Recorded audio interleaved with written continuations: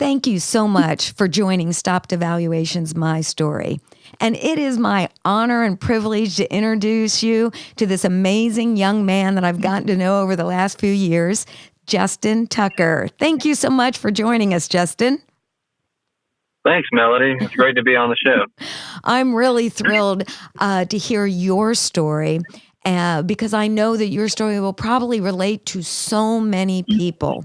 So could you share some things that happened in your life, maybe even as a child, that challenged you, that caused you not to see the fullness of your value or this amazing treasure that you hold?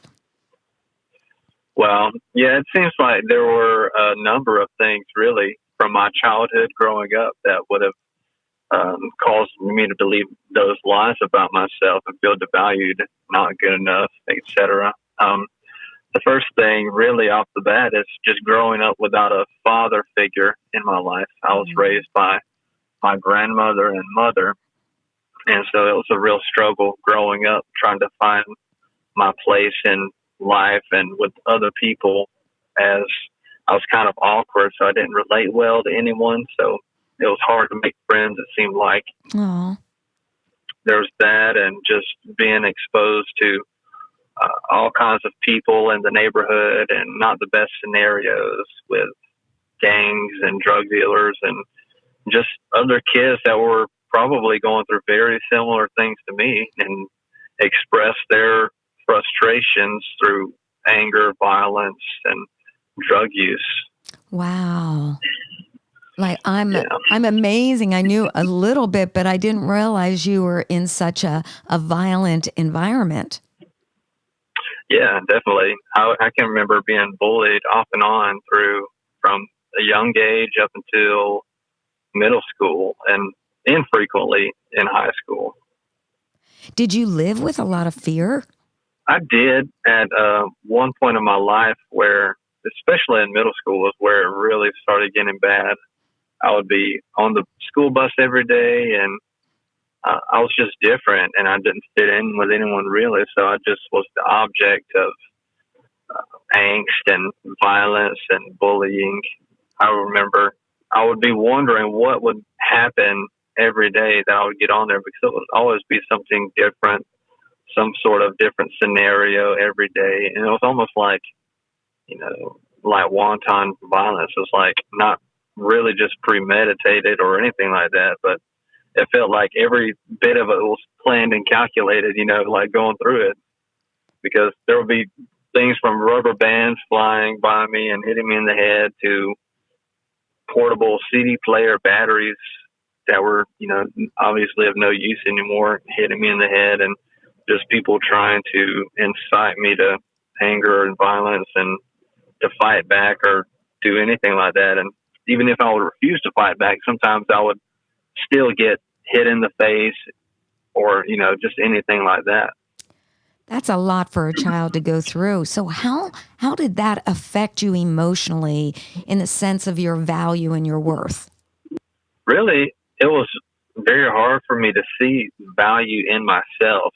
And emotionally, I just carried around a lot of built up anger, turmoil, depression, anxiety, just really loneliness, because outside of my grandmother and family, I really didn't have anyone to relate to or talk with or get any sort of fellowship with. So I just I had friends here and there, and not saying that everybody was my enemy, but I had a few friends off and on, but really it was mostly just me trying to, go through the daily motions of like suppressing any and all emotions. And, wow.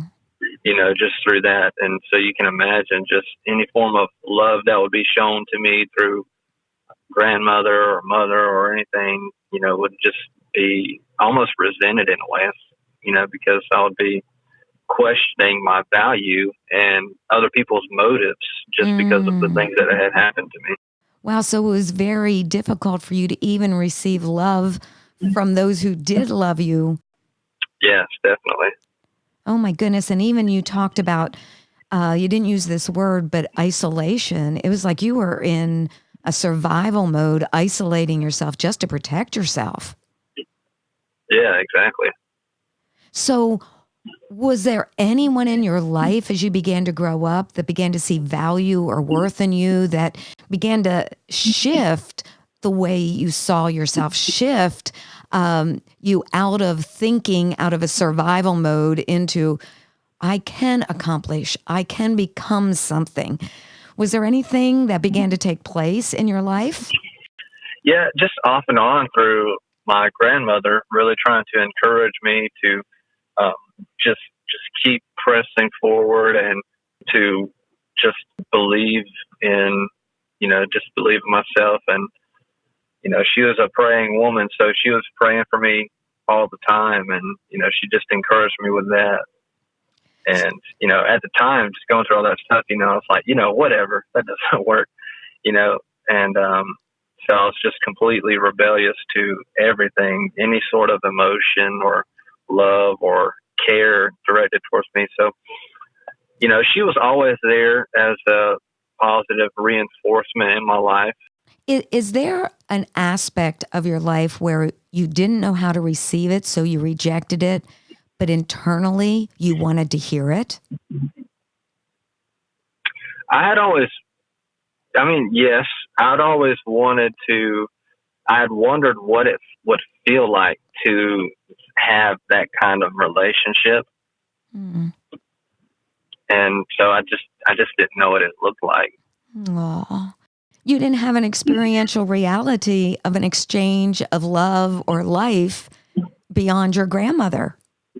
Yeah, I had my mother and my grandmother and just other various aspects of my family, but those were the main two that really just were just there in the background that I could always remind myself of that they would be there. So what were some of the catalysts in your life that began to reshape your life? Really, it was just later in life. I was probably around 21 to 22 years old when I met a pastor in the area.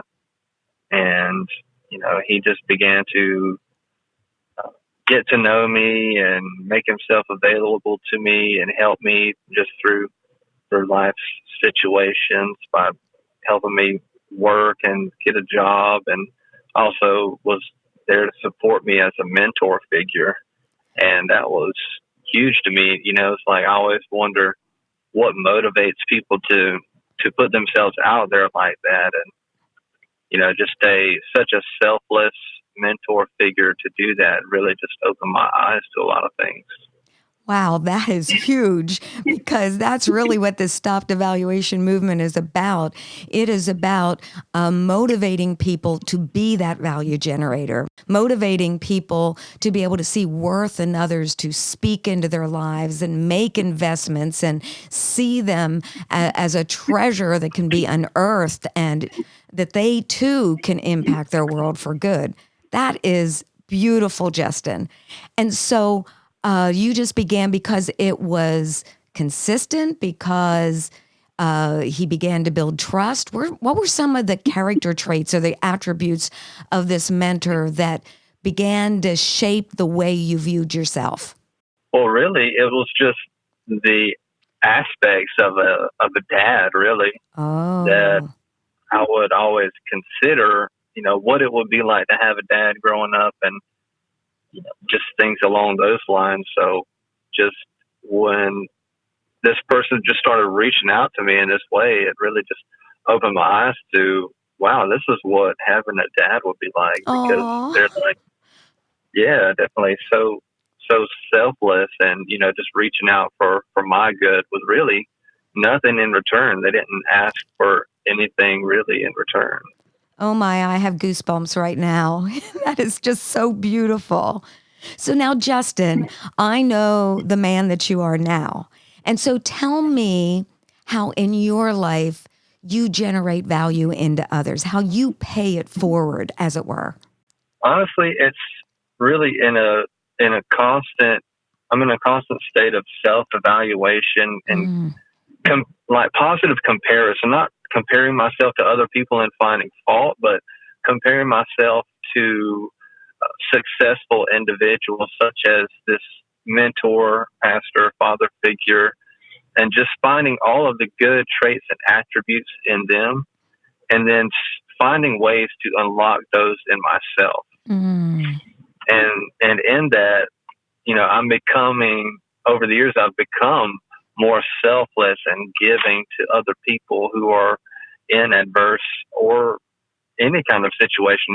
People that have just gone through what I've gone through and just somehow just made it to where they're at, but they still undergo a lot of mental exhaustion and repercussions of their childhood. So Yes. somehow I just come across their path, and I just look to instill that value in them. Everything that I didn't have, I try to just be that mentor or inspiring person that you may just meet once, or dad figure, or any of that stuff. And I've just found that just being a positive and motivational individual really just has all of the benefits, that I kind of reap from my mentor figure. And I just want to see that duplicated and replicated in other people's lives. That is awesome. Really, you went from a very needy, wounded place, and someone began to invest into you as a father figure. And that began to bring healing on the inside of you. Now, instead of being driven to meet your need because your need is met by a validating person, you are turning around and meeting the needs of others. So the same healing that you needed, now you are giving to others, empowering them to be successful. Exactly. Hey, and that's really fulfilling, isn't it? It really is. I mean, there's no real joy like it, honestly.